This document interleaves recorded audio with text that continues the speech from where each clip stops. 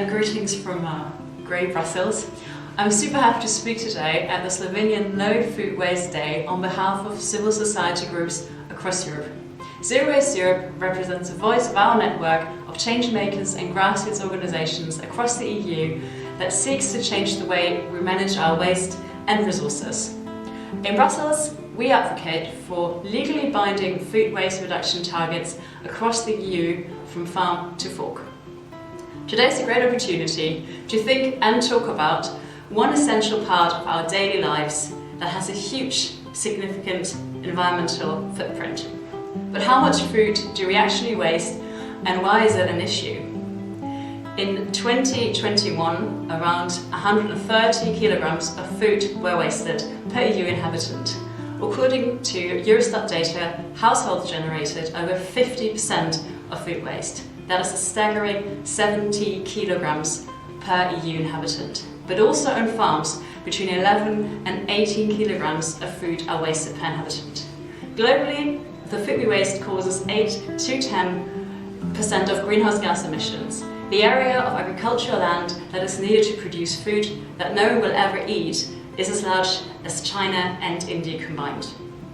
The land could instead be used to improve food security, nature restoration and biodiversity. Wasted food could also feed over 1 billion hungry people per year.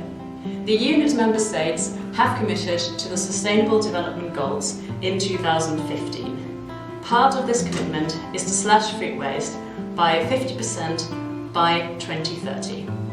Therefore, all governments must honour this commitment and address food waste as a systemic issue. This includes production, manufacturing, retail, restaurants and households. The good thing is that everyone can get active to save food. There's already so many great initiatives to inform and educate citizens to use up the food in the fridge. Volunteer groups are organising food donations and repurposing the food, and businesses developed apps to increase food sharing from restaurants and shops. Many citizens also took matters into their own hands. Everyone can check if there's yogurt that's still good to eat in the fridge despite the date labelling. We can all learn and teach how to bake with those overripe bananas that were forgotten in the fruit basket, and how to store food correctly. The pro tip here is to keep potatoes away from onions.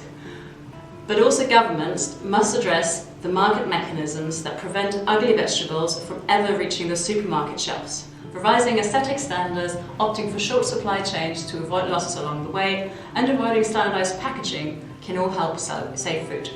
More packaging will rarely lead to more food savings, but rather packaging waste. Also, revising date labelling rules can have a great effect on consumers' behaviour. Cities and businesses have also taken the lead. A great example is the city of Milan. Its local food hubs have saved over 6,000 tonnes of food. That's around 13 million meals just in one city. Here, the cooperation was set up between local supermarket, university, and the city that provided the space for the local food hubs. Also, Zero Waste Europe guides municipalities to implement zero waste strategies. Today, we would like to encourage you to monitor the food you waste in your home, and also get active in your community and your city to reduce food waste.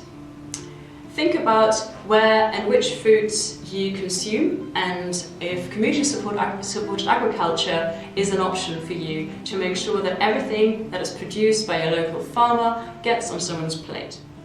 Finally, reach out to your workplace, to your canteen, to your university or school, and ask for food waste prevention strategies.